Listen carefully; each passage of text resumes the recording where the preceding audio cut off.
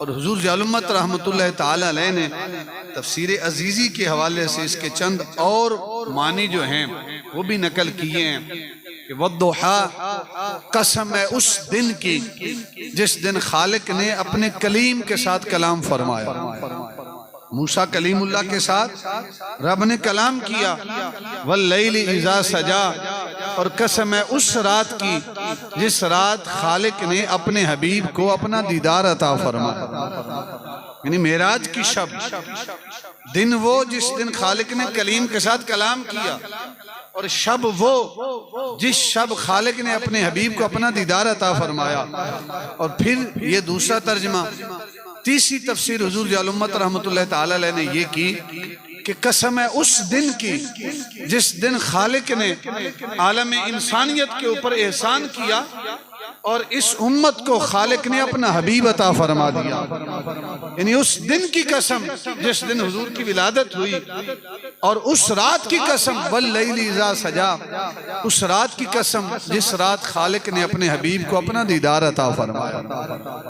یہ تیسرا ترجمہ۔ چوتھا اور آخری ترجمہ، حضور ضیاء الامت رحمۃ اللہ تعالی علیہ ارشاد فرماتے ہیں کہ مراد از ضحیٰ روئے پیغمبر است صلی اللہ علیہ وسلم، و از لیل موئے او کے در سیاہی ہم چو شب است۔ تفسیر عزیزی کے حوالے سے حضور ضیاء الامت رحمۃ اللہ تعالی علیہ ارشاد فرماتے ہیں کہ والضحیٰ، اس سے کیا مراد ہے؟ فرمایا کہ خالق کائنات ارشاد فرماتے ہیں اے حبیب تیرے سونے چمکتے ہوئے مکھڑے کی قسم، واللیل اذا سجا، اور اے حبیب تیری زلف عنبری کی قسم کہ وہ بھی سیاہی میں رات کی مانند ہیں، کہ رات کی تاریکی جب خوب چھا جاتی ہے تو کوئی چیز نظر نہیں آتی، اس کی سیاہی اس قدر ہوتی ہے۔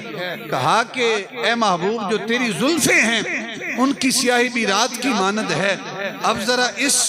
معنی کو ذہن میں رکھیں اور شان نزول کو ذہن میں رکھیں کہ کفار و مشرکین نے باتیں کرنا شروع کر دیں، اور اس معنی کو ذہن میں رکھیں پھر ترجمہ کیا بنتا ہے۔ لوگوں نے کہا کہ محمد کے رب نے محمد کو چھوڑ دیا، خالق کائنات نے ارشاد فرمایا والضحیٰ، اے حبیب تیرے سونے مکھڑے کی قسم، واللیل اذا سجا، اے حبیب تیری زلف عنبری کی قسم، ما ودعک ربک وما قلا،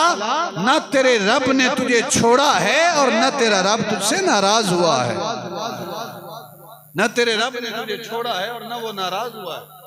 تو بابی وقار وہ سونا مکھڑا وہ کیسا ہے؟ حضور کا مبارک